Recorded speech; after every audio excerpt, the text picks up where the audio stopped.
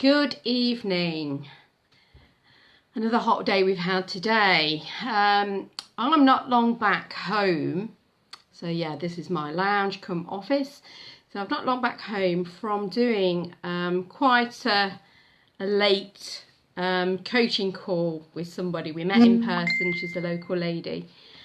And then, oh hi, we've got somebody watching. Who's that? Let yourself be known, the mystery watcher. Drop me a hello. Who is it? Yeah, I've just come back from quite a late coaching call.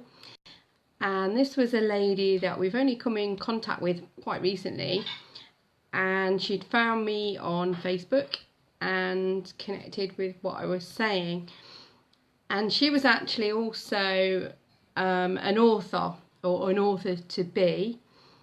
And she has been writing a book it was actually a novel for some time, and then she cast it to one side. And the reason she'd done that is because of some limiting beliefs she was having. So we had a call. Oh, hi Megan. Oh, good to see you. So we had an online call last week so I could kind of like figure out what I felt was going on for this lady. And then today we did some really good work on limiting beliefs and helping her to shift her perspective. There's an in-depth process that I go through with people.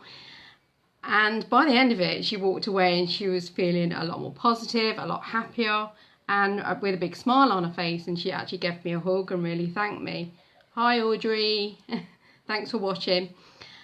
And not naming any names, but this lady had a core belief that she was not good enough.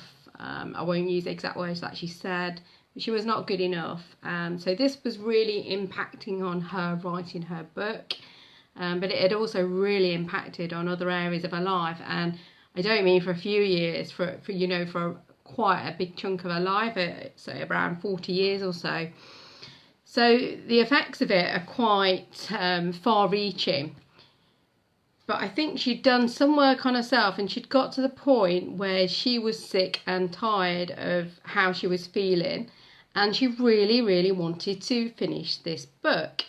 So she'd seen me online. I'm talking all about people writing their books and overcoming limiting beliefs. So it worked. It was like I caught her, well, she found me at just the right moment, because generally you don't really make the change until you are sick and tired. And if you have to get fed up, and I actually say to people, if they come to me and then they're still umming and ahhing, I'm like, well, actually you're actually not fed up enough yet, so maybe come back when you are. Because I know that from my own experiences. I've had to almost like punish myself again and again, relive it over and over and over again, until I get to that point where enough's enough.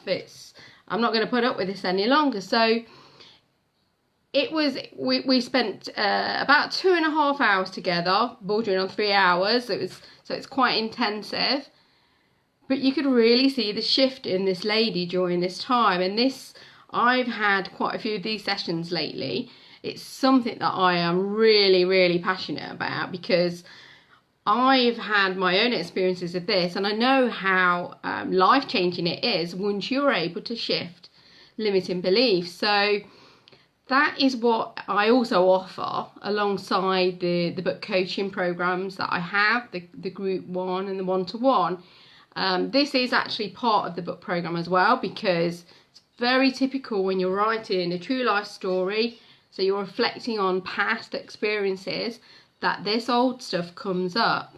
And this old stuff by way of limiting beliefs. So I do incorporate some of that into my program anyway. But this I can offer separately, because not everybody needs that program to write their book.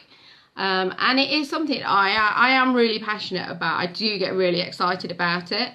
And then I also know that my excitement helps my client as well. So yeah, I had a very happy lady leaving today, and she did actually say, again, this is me, you see. So I'll put my hand up here, because I used to have zillions of limiting beliefs, very self-deprecating things. Hi Louise, thanks for watching. And then I would have another belief on top of that. It would be, if I did start to think good things about myself or better things about myself, oh, the ego would jump back in and it would be saying, so who do you think you are to think that?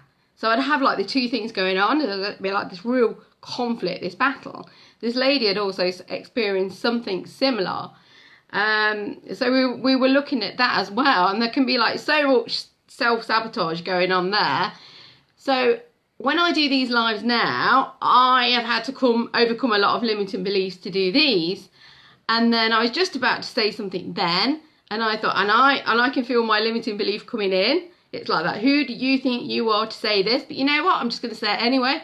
So this lady had one session with me last week. So an hour call. We did a Skype call.